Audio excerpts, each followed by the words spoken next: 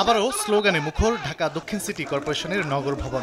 ইশরাক হোসেনকে মেয়রের শপথ পড়াতে ২৪ ঘন্টার আলটিমেটামে সরকার সাড়া না দেয় মঙ্গলবার সকালে অবস্থান নেন সমর্থকরা।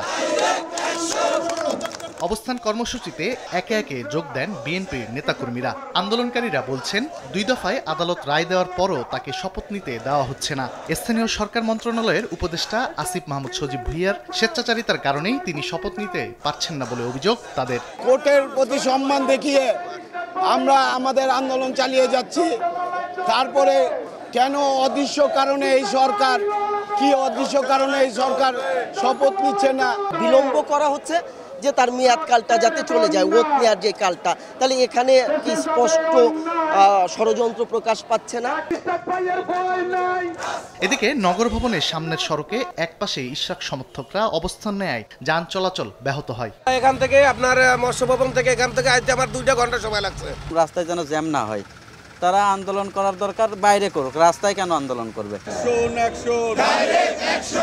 বিএনপি নেতা ইশরাক হোসেনকে শপথ পড়ানোর দাবিতে টানা আন্দোলনের কারণে নগর ভবনের অচল অবস্থা তৈরি হয়েছে। তানভীর হাসান মেঘ, সময় সংবাদ, ঢাকা।